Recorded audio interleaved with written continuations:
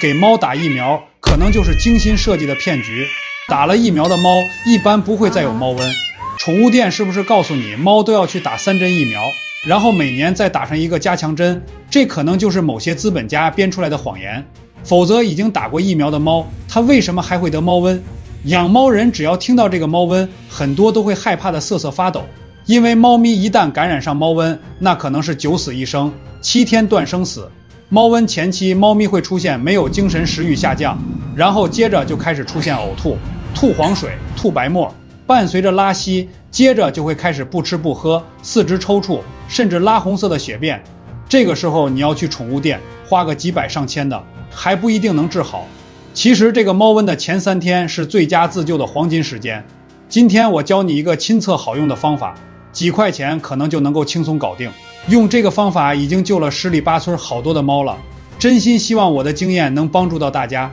让猫咪少遭冤枉罪。首先，猫咪出现拉稀呕吐的时候，第一步先禁食禁水，因为这时候不管吃什么东西都会刺激它的肠胃。然后咱们赶紧去买上这几个东西：庆大霉素、硫酸阿米卡星，去给猫灌服，清洁肠道的同时还可以止泻。最后关键一步，加上一个胃小宝，可以调理肠胃，缓解呕吐。日常的饮水换成葡萄糖，延续1周左右，猫咪就能度过这个难关。第二个，很多刚买到家的小猫，特别3月内的幼猫，容易出现眼屎增多、流鼻涕，有的还反反复复的发烧，严重的出现抽搐、吐白沫。这种情况很可能是感染上了猫鼻支。去到宠物医院，只要治好了一套流程下来，可能花费3、5千，咱们就去买上地塞米松和鱼腥草，早晚各1次，3天左右，猫咪就能恢复活力了。第三个，猫咪突然间双腿不听使唤，不能走路了，精神不好，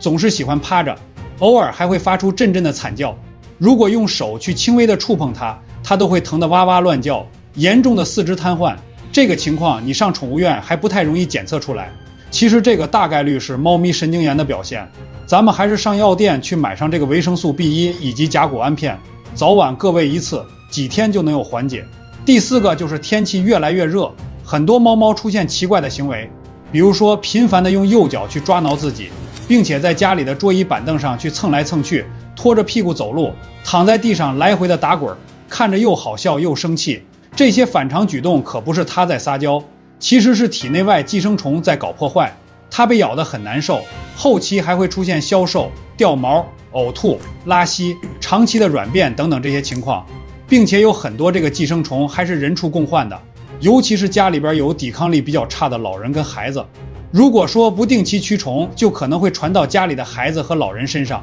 其实咱们就给猫咪用上这个很多养宠人都在的惠利净，每2个月吃1次，它是猫狗通用体内外同驱的，每次驱虫才1、2块钱，10斤喂1片，20斤喂2片，每个月坚持连喂5天，针对猫猫狗狗体内外28种寄生虫都可以一次性清除干净，